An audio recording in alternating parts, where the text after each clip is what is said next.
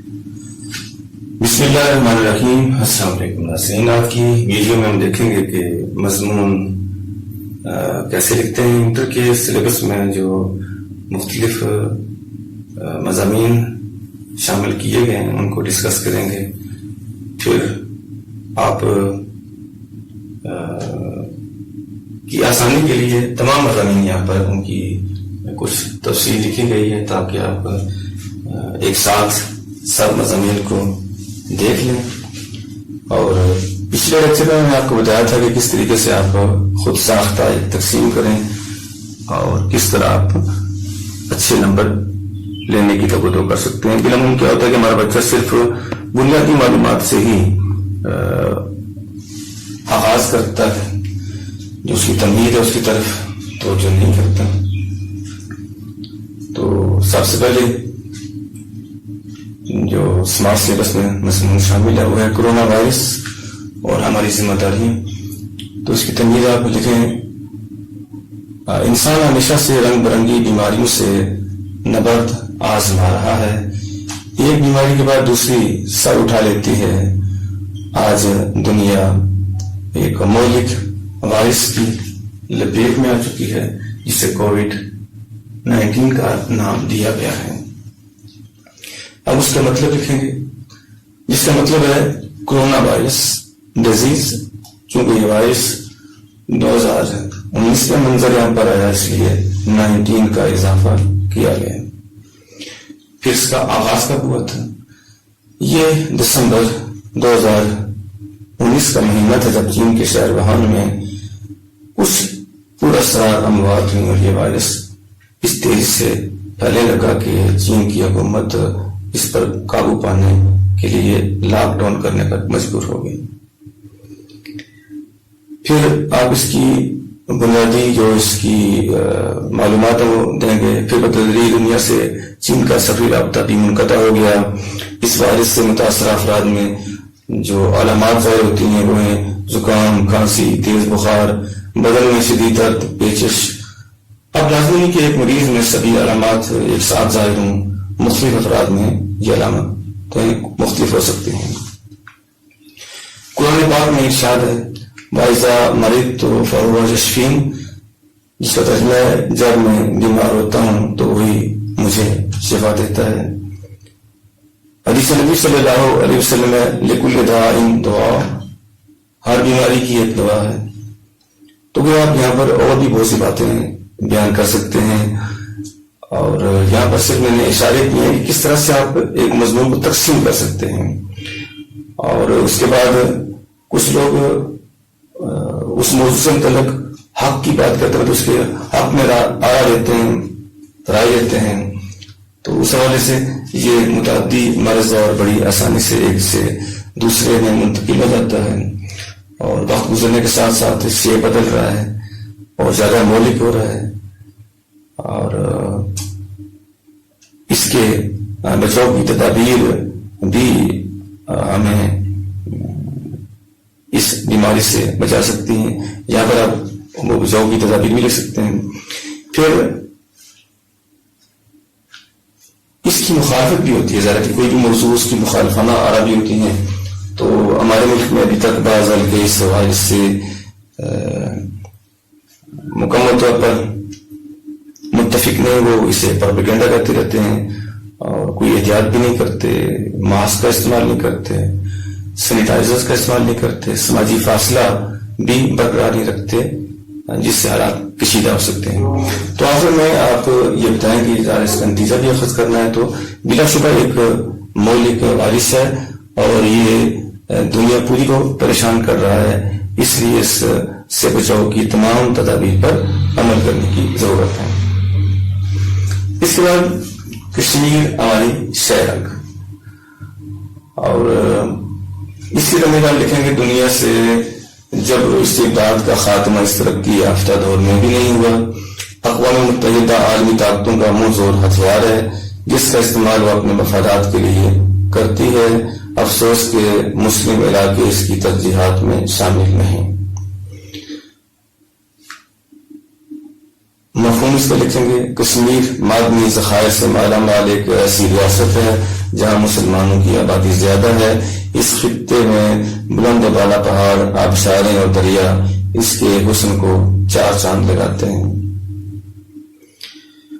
آغاز اس کا برصغیر پاک و ہند میں قدیم زمانے سے کشمیر ایک منفرد ریاست کے طور پر موجود ہے، جہاں مختلف زمانوں میں مختلف مذاہب کے حکمرانوں کا تسلط رہا، لیکن جب پاکستان کا قیام عمل میں آیا تو اس ریاست تک رسائی کے لیے ریڈ کلف نے غیر منصفانہ تقسیم کرتے ہوئے مسلم اکثریتی علاقہ گرداسپور بھارت کو دے کر اسے کشمیر میں داخلے کا زمینی راستہ دیا۔ ادھر مہاراجہ ہری سنگھ نے بھارت سے الحاق کر لیا، مجاہدین نے کشمیر کا ایک حصہ آزاد کرا لیا۔ بنیادی معلومات اس کی 1948 عیسوی میں جب بھارتی حکومت کو یقین ہو گیا کہ اب کشمیر اس کی دسترس سے نکل جائے گا تو مجاہدین ظاہر ہے بہت طاقت میں تھے اور نظر آتا تھا بھارتی فوج کو کہ ہمارے پاؤں اکھڑ چکے ہیں۔ اس عرصے میں نہرو نے اقوام متحدہ کا در کھٹکھٹایا اور وعدہ کیا کہ وہ اس رابع رائے کے ذریعے کشمیر کا فیصلہ کرے گا، مگر ہنوز دلی دورس کے مصداق ابھی تک یہ معاملہ کھٹائی میں پڑا ہوا ہے۔ اور بھی کا ایک مقولہ ہے کہ حب الوطن من الایمان، کہ وطن کی محبت ایمان میں سے ہے۔ سو کشمیری اپنے وطن کو حاصل کرنے کے لیے جہاد کر رہے ہیں اور یہ کوششیں ان کی جاری و ساری ہیں۔ پھر دیکھیں گے ہم کہ جو اس کے حق میں جو آرا ملتے ہیں کہ مودی سرکار نے آرٹیکل میں کوئی تبدیلیاں کی ہیں اور کشمیر کے جو ریاست کی حیثیت اس کو ختم کر دیا ہے۔ بھارتی حکومت چالیں بدل کر نقصانات پہنچاتی ہے اس خطے کو۔ پھر مخالفانہ بھی بعض کا تارہ ہوتی ہیں کہ ہمارے ملک میں بعض عاقبت نااندیش ابھی تک یہ سمجھتے ہیں کہ بھارتی حکومت جھولی میں یہ خطہ ڈال کر انہیں دے دے گی، جو ایک خواب ہے اور یہ کوئی درست سوچ نہیں ہے کہ ہمیں وہ مذاکرات سے اتنی آسانی کے ساتھ یہ خطہ دے دے گا۔ اس کے آخر میں آپ ذرا لکھیں گے کہ بلا شبہ کشمیر کی ثقافت اور مذہب کی بنیاد پر ہم کہہ سکتے ہیں کہ یہ پاکستان کی رنگ ہے۔ ان دونوں مضامین کو ایک ساتھ رکھنے کا مقصد یہ تھا کہ آپ کو پتا ہے کہ لاک ڈاؤن کا معاملہ ہے تو کورونا میں بھی اور کشمیر میں بھی لاک ڈاؤن کی صورت ہے۔ پھر جہاں کورونا شے بدلتا ہے وہاں مودی سرکار بھی اپنی جو ہتھکنڈے ہیں وہ بدلتی رہتی ہے، چالیں بدلتی رہتی ہے، یا بھارتی جتنے بھی حکام رہے ہیں انہوں نے ہمیشہ اس خطے پر قبضہ رکھنے کے لیے بہت ہی خطرناک قسم کی چالیں چلی ہیں اور یہ خطہ ہمیں ابھی تک آزاد ہوتا ہوا نظر نہیں آتا۔ ظاہر وہ طرح طرح کے حربے استعمال کرتے ہیں۔ اس کے بعد اردو زبان ضرورت اور اہمیت اس کی دنیا بھر میں مختلف زبانیں بولی اور سمجھی جاتی ہیں، کچھ کی حیثیت علاقائی زبانوں کی ہے، کچھ قومی اور کچھ بین الاقوامی دھارے میں منفرد مقام و مرتبہ رکھتی ہیں۔ اردو زبان کی حیثیت برصغیر تک محدود نہیں بلکہ یہ دنیا کی تیسری بڑی زبان ہے۔ اردو ترکی زبان کا لفظ ہے اور اس کا مطلب ہے لشکر۔ ماضی میں اس کے مختلف نام رہے ہیں، ہندوی ریختہ۔ آغاز سے متعلق مختلف نظریات ملتے ہیں۔ بعض محققین کے نزدیک مسلمانوں نے صرف اس زبان کا رسم الخط بدلا، یہ زبان مسلمانوں کے عمل سے قبل بھی بولی جاتی تھی، لیکن دوسرے محققین کا خیال ہے کہ مسلمانوں کے عمل سے اس کا ہیولا تیار ہوا اور سلطان محمود غزنوی کا نام لیا جاتا ہے، جس کے لشکر میں مختلف نسل لوگ شامل تھے۔ ہندوؤں کی خواہش تھی کہ رسم الخط اس زبان کا بدلا جائے، تنازعات شروع ہوئے۔ اردو کا فارسی رسم الخط اس کی پہچان ہے، اس بنیاد پر اسے مسلمانوں کی زبان کہا جاتا ہے۔ اس رسم الخط کا ایک فائدہ یہ بھی ہے کہ قرآن کریم پڑھنے میں آسانی ہوتی ہے کہ ہم چونکہ ایک رسم الخط کو سیکھ چکے ہیں تو قرآن بھی اسی رسم الخط میں ہے تو آسانی رہتی ہے پڑھنے میں. انگریزی میں فور میڈیم کالج کا آغاز کیا اور یہاں پر اس زبان کو تربیت دی، لیکن ساتھ ساتھ بعض محققین کی رائے ہے کہ ہندی اردو تنازع کا آغاز بھی اسی ادارے سے ہوا ہے. کیا ہم پاکستان کے ساتھ ہی یہ زبان پاکستان کی قومی زبان قرار پائی. اردو زبان سمجھنے والے ملک کے کونے کونے میں موجود ہیں. مقامی زبانیں بولنے والے بھی اجنبی لوگوں سے اسی زبان میں بات کر کے اپنا مدعا بیان کرتے ہیں. اس سے یہ بھی ہم کو ایک فائدہ ہوتا ہے کہ جہاں بھی ہم چلے جاتے ہیں تو گویا ہم دوسرے کسی علاقے کی زبان جانے بغیر بھی باتیں ان سے کر سکتے ہیں اردو زبان میں. اب یہ زبان ٹی وی چینلز پر نظر آتی ہے کہ وہ پاکستان کے تمام ٹی وی چینلز اردو کو فروغ دے رہے ہیں کہ وہ اسی زبان میں گفتگو کرتے ہیں مختلف مسائل پر، تو گویا اس سے اردو زبان کو فروغ مل رہا ہے. اس زبان کے مخالفین ابھی تک اسے پاکستان کی تفصیلی زبان بننے میں روڑے اٹکا رہے ہیں، حالانکہ سپریم کورٹ آف پاکستان اس کے حق میں فیصلہ دے چکی ہے کہ اس زبان کو پاکستان کی تفصیلی زبان بنایا جائے. عوام اس زبان کی اہمیت سے بخوبی آگاہ ہیں اور اس کا مستقبل یقیناً تابناک ہے. اس کے بعد ہے ماحولیاتی آلودگی، اسباب و تدارک. انسان ترقی کی جس قدر نئی منازل طے کرتا جاتا ہے اسی قدر ماحول پر پڑنے والے منفی اثرات اس کی گرفت سے باہر ہوتے جا رہے ہیں.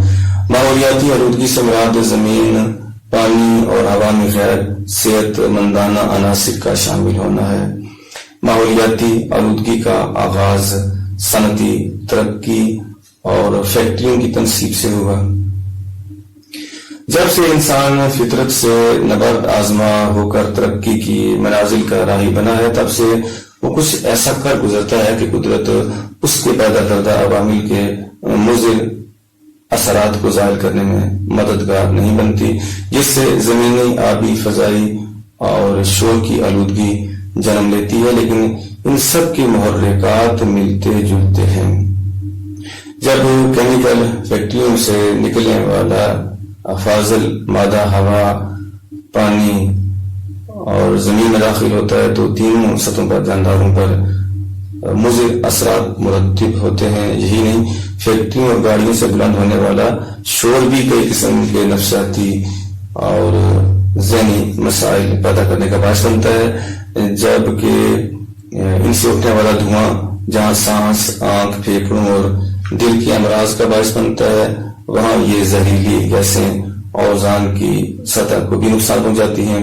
ماحولیاتی آلودگی کے خاتمے سے انسان مختلف بیماریوں سے چھٹکارا پا سکتا ہے. مغرب اس گتھی کو سلجھانے میں بہت متحرک ہے اور مختلف ممالک سے معاہدے کر کے اس پر قابو پانے میں فعال کردار ادا کر رہا ہے.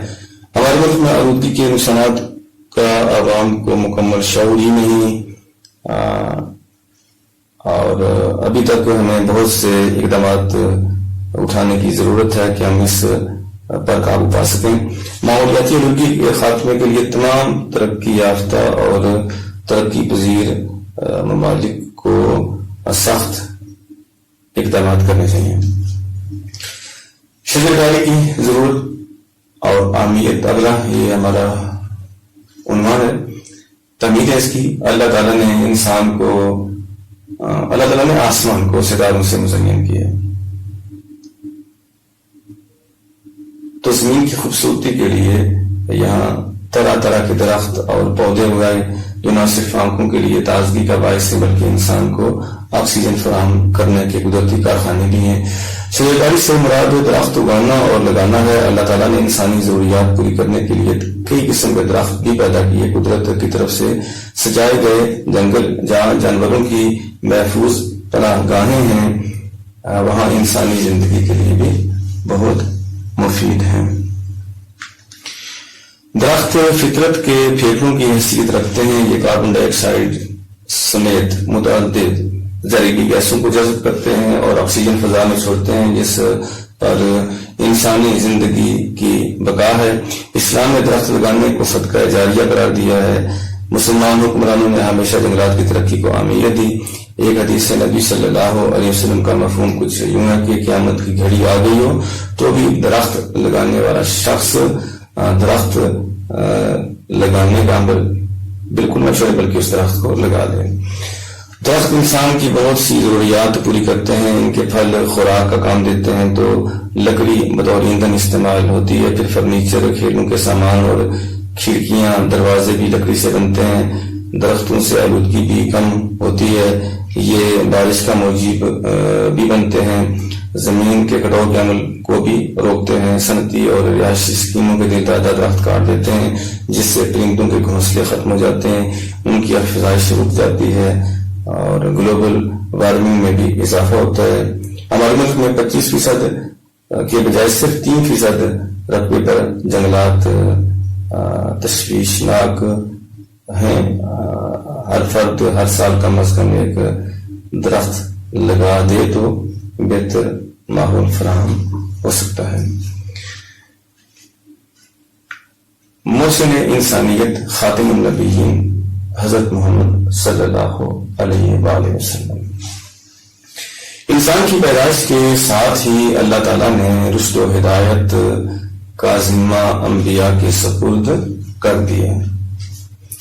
مختلف ادوار میں مختلف انبیاء نے یہ ذمہ داری بطریق آسن نبھائی۔ بالآخر یہ سلسلہ نبی اکرم صلی اللہ علیہ وسلم کی ذات اقدس پر آ کر رکا۔ محسن انسانیت کا مطلب بہت واضح ہے کہ انسانوں پر احسان کرنے والا، اور ظاہر ہے کہ آقا دو جہاں سے بڑھ کر کوئی اور اس منصب پر فائز نہیں، اور بلا شبہ یہ احسان صرف انسانوں پر ہی نہیں بلکہ تمام مخلوقات پر ہے۔ حضرت محمد صلی اللہ علیہ وسلم اللہ کے آخری نبی ہیں، اور اس بات کو تسلیم نہ کرنے والا دائرہ اسلام سے تو باہر ہے، مگر آپ صلی اللہ علیہ وسلم کی تعلیمات کے باعث آپ صلی اللہ علیہ وسلم کے احسانات سے باہر نہیں کہ آپ نے غیر مسلموں کے حقوق کا تعین بھی کر دیا ہے۔ آپ صلی اللہ علیہ وآلہ وسلم عرب کے مشہور شہر مکہ میں 571 عیسوی میں پیدا ہوئے۔ والد پیدائش سے پہلے ہی وفات پا گئے۔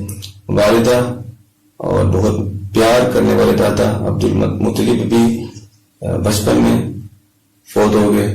پھر چچا ابو طالب نے آپ صلی اللہ علیہ وسلم کی کفالت کا ذمہ بخوبی نبھایا۔ 25 برس کی عمر میں آپ کی شادی ہوئی۔ 40 برس کی عمر سے اللہ تعالیٰ نے آپ پر نئی ذمہ داری ڈالی۔ آپ 40 برس کے تھے جب نبوت سے سرفراز ہوئے۔ آپ صلی اللہ علیہ وسلم بچپن سے ہی صادق اور امین کے القاب سے معروف تھے۔ جو اہل مکہ آپ پر ایمان نہ لائے وہ بھی امانتیں آپ صلی اللہ علیہ وسلم کے پاس ہی رکھتے۔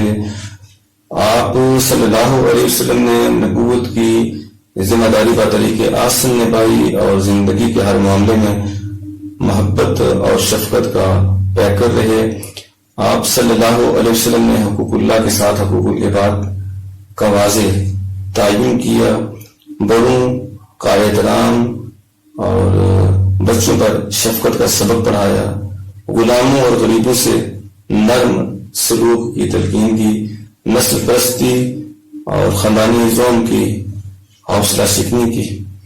آپ صلی اللہ علیہ وسلم اخلاق کی اعلیٰ منزل پر فائز تھے، اور قرآن پاک میں لقد کان لکم فی رسول اللہ اسوۃ حسنہ۔ آپ صلی اللہ علیہ وسلم نے بنو انسان کو تہذیب اور شرافت کے طریقے سکھائے۔ آپ صلی اللہ علیہ وسلم کی مخالفت کرنے والوں کو اللہ تعالیٰ نے عبرت کا نشان بنایا۔ بلا شبہ آپ صلی اللہ علیہ وسلم قیامت تک کے انسانوں کے لیے اعلیٰ ترین نمونہ ہیں، اور انسان دنیاوی اور اخروی کامیابیاں اتباع رسول صلی اللہ علیہ وسلم کے بغیر حاصل نہیں کر سکتا۔ اس کے بعد ہے تعلیم نسبہ۔ تو اس کی تمہید ہے، دنیا بھر کی ترقی یافتہ اقوام نے علم کی بنیاد پر اعلیٰ منازل کا حصول ممکن بنایا۔ اس میدان میں انہوں نے مرد و زن کو برابر مواقع فراہم کیے اور ان میں کسی قسم کی تفریق کو پیش نظر نہ رکھا۔ تعلیم نسواں کا مطلب عورتوں یا بچیوں کی تعلیم ہے۔ عورتوں کی بھلائی کی طرف سب سے پہلے اسلام نے توجہ کی۔ قبل اسلام بچیوں کو زندہ دفن کر دیا جاتا تھا، ان کی پیدائش کو اپنے لیے باعث شرمندگی سمجھا جاتا تھا۔ ایسے میں ان کی تعلیم و تربیت کی طرف اسلام نے توجہ دی اور بیٹی کی پیدائش کو والدین کے حق میں رحمت قرار دیا۔ بیٹے اور بیٹی کی فطرت میں زمین آسمان کا فرق ہے، اسی لیے اسلام نے ان کی حدود و قیود مقرر کی ہیں جن کے اندر رہتے ہوئے ہی حقیقی کامیابیاں ملتی ہیں اور معاشرتی زندگی بھی پرسکون رہتی ہے۔ آج پاکستان میں شاید ہی کوئی گھرانہ ہو جہاں بچیوں کی تعلیم پر توجہ نہ دی جاتی ہو، ورنہ مجموعی طور پر ہر شعبے میں بچیاں اپنے زور دکھا رہی ہیں، جس کے نتیجے میں معاشرتی ترقی کے امکانات زیادہ روشن ہے۔ لیکن بچوں کی ان کامیابیوں کے بعد پریشان کن مناظر اس وقت سامنے آتے ہیں جب وہ کسی ایسے شعبے کا انتخاب کر لیتی ہیں جن میں اپنے بچوں کی تربیت کے لیے وقت نہیں دے سکتی۔ عورتوں کی تعلیم کی طرف توجہ دے کر مختلف ممالک نے ترقی کے نئے در کھولے۔ مذہبی حلقے بچیوں کی اس تعلیم کے خلاف ہیں جو بچیوں سے نسوانیت چھین لیتی ہے۔ گویا کچھ حلقے ایسے ہیں جو صرف اس بنیاد پر بچیوں کی تعلیم کے خلاف ہوتے ہیں کہ کوئی جو نسوانیت بچیوں کی وہ ایسی تعلیم نہ ہو، ان کو دی جائے جس سے وہ چھین لی جائے۔ اب یہ بات ہے کہ بہتر منصوبہ بندی سے بچیوں کی تعلیم سے ہم دیر پا فوائد حاصل کر سکتے ہیں اور دیگر ممالک کی طرح پاکستان بھی اس سفر میں مختلف اقدامات کر رہا ہے اور بچیوں کی تعلیم کی طرف خصوصی توجہ دی جا رہی ہے۔ اس کے بعد والدین کا احترام۔ تمہید ہے، زندگی پھولوں کی سیج نہیں، اس میں موجود کانٹے ہم وقت تکالیف اور اذیت دینے پر آمادہ نظر آتے ہیں، مگر قدرت نے بھی والدین کے دلوں کو بچوں کی محبت سے لبریز کر کے راستے کی مشکلات کم کرنے کا ایک انمول تحفہ عطا کر رکھا ہے۔ والدہ اور والد کو والدین کہا جاتا ہے، دونوں کا ادب اور احترام اولاد پر واجب ہے۔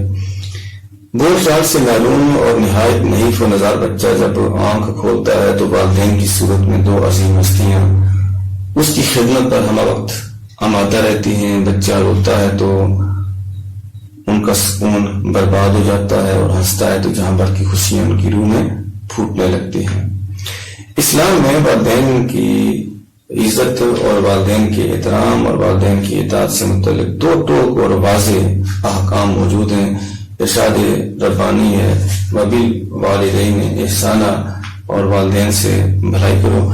آپ صلی اللہ علیہ وسلم نے والدین کو اف تک کہنے سے منع فرمایا۔ مزید فرمایا جنت ماں کے قدموں تلے ہے۔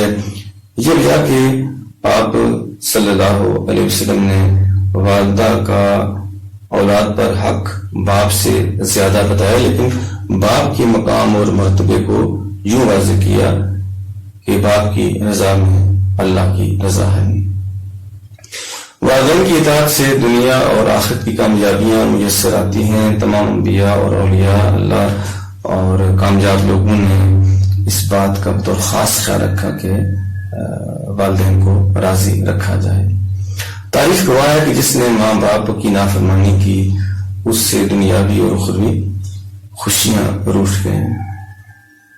والد خدا کا انمول تحفہ ہے. والدہ انسان کی تمام تر الفتوں یا مصیبتوں کو یا ان کی پریشانیوں کو دور کرنے کے لیے دعا گو رہتی ہے. اور یہ عمل والد اور والدہ دونوں کی طرف سے ہے. تو ان کا مقام، ان کا مرتبہ ہمیں کسی صورت بھولنا نہیں چاہیے. اس کے بعد بچپن کا ایک سنہری دور. طویل اس کی انسان کی پیدائش کا عمل صدیوں سے جاری ہے. ہر نومولود طاقت سے مبرہ ہونے کے باوجود دلکشی اور خوبصورتی سے مزین ہوتا ہے. وقت گزرنے کے ساتھ ساتھ اس کی جسمانی اور ذہنی صلاحیتوں میں اضافہ ہوتا جاتا ہے. بچپن زندگی کے ابتدائی چند سال کا وہ زمانہ ہوتا ہے جب انسانی صلاحیتیں پروان چڑھ رہی ہوتی ہیں اور انسان ہر قسم کی دنیاوی اور اخروی فکر سے آزاد ہوتا ہے. اپنے بچپن کی سبھی یادیں انسانی حافظہ محفوظ رکھنے سے قاصر ہے، لیکن بچپن میں رونما ہونے والے واقعات انسانی شخصیت پر دور رس نتائج مرتب کرتے ہیں. اور دلچسپ امر یہ کہ انسان اپنے بہت سے رویوں کے پس منظر سے خود بھی واقف نہیں ہوتا. جب انسان ماضی پر غور کرتا ہے تو سوائے چند واقعات کی اسے کچھ یاد نہیں آتا. لیکن یہ متاثر ضرور ہوتا ہے کہ وہ زمانہ زندگی کا سب سے دل فریب دور تھا جب معمولی سی کامیابی والدین کی خوشیوں کو دوبالا کر دیتی تھی، اور غلطی پر بھی والدین اور بہن بھائی زیادہ دیر تک ناراض نہ رہ سکتے تھے. ہر کوئی محبت کی تصویر بنا ہوتا تھا. چھوٹے چھوٹے کھلونے نہ ملنے پر بازار سر پر اٹھا لیتا اور ماں باپ میرے آنسوں کے سامنے گھٹنے ٹیک دیتے. کھانے میں جس چیز کی تمنا کرتا مل جاتی اور جتنی چاہتا اتنی کھایا کر باقی چھوڑ دیتا. ماں باپ منتیں کرتے رہ جاتے اور میں مزید ساعتوں کے لیے بلا خوف کمر کس لیتا. الحمدللہ ہمارا دین بچوں پر شفقت کی بہت تاکید کرتا ہے. بچپن میں انسان ہر قسم کی ذمہ داریوں میں نہیں پڑا ہوتا بلکہ ان سے بری ہوتا ہے، اس لیے زندگی کی تکالیف اور پریشانیوں سے بھی بے خبر ہوتا ہے. اگر تربیت میں کمی رہ جائے تو اس کے اثرات بالعموم بڑھاپے تک رہتے ہیں. کوئی شخص کتنا خوشحال اور اعلیٰ ترین منصب پر کیوں نہ بیٹھا ہو، بچپن کے لا ابالی پن اور بے فکری کو کبھی بھی وہ بھول نہیں سکتا. اس لیے میرا نسل ہے. دنیا رنگ برنگے انسانوں سے بھری پڑی ہے جن کی اپنی اپنی سوچ اور فکر ہوتی ہے. کچھ لوگ اپنی تمام عمر یا عمر کا بڑا حصہ بے عملی اور سستی میں گزارتے ہیں، اور قابل ستائش وہ لوگ ہیں جنہوں نے راہ راست کا انتخاب کیا ہوتا ہے. نسل عربی زبان کا لفظ ہے جس کا مطلب ہے اصلی مقصد یا دلی منشا. انسانی ارادے عمر اور دلی کیفیات کے ساتھ بدلتے چلے جاتے ہیں. بچپن میں پسند آنے والے کھلونے جوانی میں بے معنی ہو جاتے ہیں، اور در جوانی توبہ کردن سوائے پیغمبری کی اہمیت بڑھ جاتی ہے. دنیا کوئی شخص بھی کسی نہ کسی مقصد کے تحت ہی زندگی بسر کر رہا ہوتا ہے. میرا نسل رضا الہی کا حصول ہے، اور یہ ایسی تمنا ہے جو دنیاوی معاملات کو درست رکھنے میں بہت مددگار ہے. نیز موت کے بعد کی گھڑیوں کو کامیاب تر بنانے کے لیے بھی ایک کلید کی حیثیت رکھتی ہے۔ قرآن پاک میں بہت واضح اعلان ہے کہ تم دنیا کو زیادہ امید دیتے ہو، بل تؤثرون حیات الدنیا والآخرۃ خیر وابقیٰ، کہ تم تو اہمیت دیتے ہو دنیا کی زندگی کو، حالانکہ جو حقیقی کامیابی ہے وہ تو آخرت کی کامیابی ہے۔ چنانچہ ملازمت و تجارت، سیاست، ہر ایک معاملے میں محنت کی ضرورت ہوتی ہے، اور محنت ہی کامیاب بھی ہو جاتا ہے، لیکن اگر رضائے الہی کے حصول کو مقدم رکھا جائے تو حقیقی زندگی کا حق ادا ہو جاتا ہے۔ جو لوگ اللہ تعالیٰ کے احکام پس پشت ڈال دیتے ہیں، اپنی تمام تر ظاہری کامیابیوں کے باوجود گھاٹے کا سودا کرتے ہیں، بلا شبہ جس شخص سے اللہ تعالیٰ راضی ہو جاتا ہے اس کو زندگی کا حق مل جاتا ہے، اور اللہ تعالیٰ کی رضا سے ہی گویا وہ ایک بہترین مستقبل حاصل کرتا ہے، اور وہ مستقبل اس کا دنیاوی زندگی میں بھی اور اخروی زندگی میں بھی اس کے لیے اہمیت کا حامل ہوتا ہے۔ آخری مضمون جو آپ کے نصاب میں وہ ہے اتحاد عالم اسلامی۔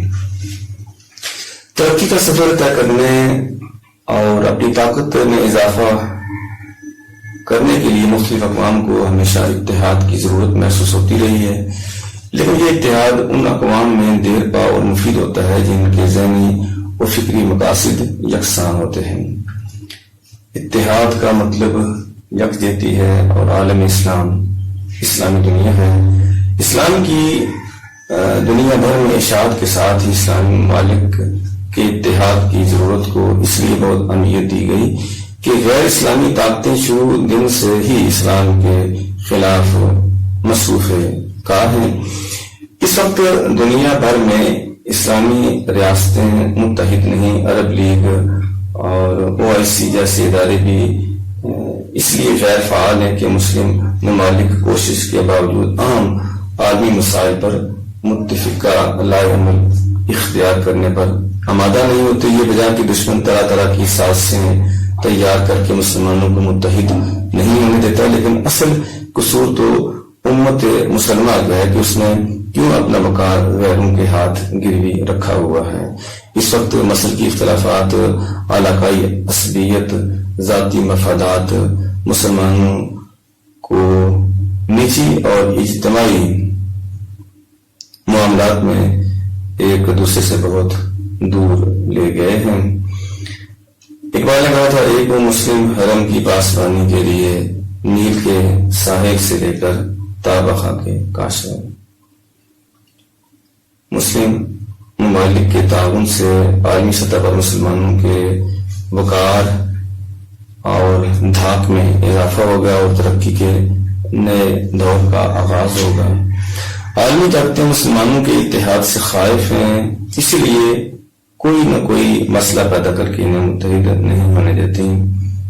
اتحاد عالم اسلامی میں ہی مسلم امہ کی بقا کا راز چھپا ہے۔ تو یہ آپ نے دیکھا کہ مختلف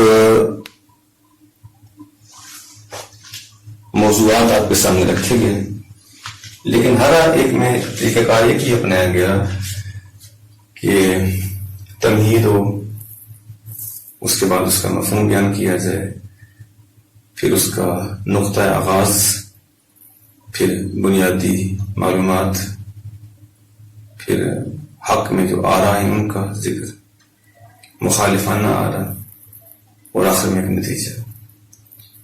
اس طرح آپ ایک بہتر منظم انداز سے مضمون لکھ سکتے ہیں۔ کسی بھی سطح کا مضمون لکھیں، آپ کسی کلاس میں آپ پڑھتے ہوں، آپ اگر اسی طریقے کو اپنائیں گے تو آپ ایک اچھا معیاری مضمون لکھ سکیں گے۔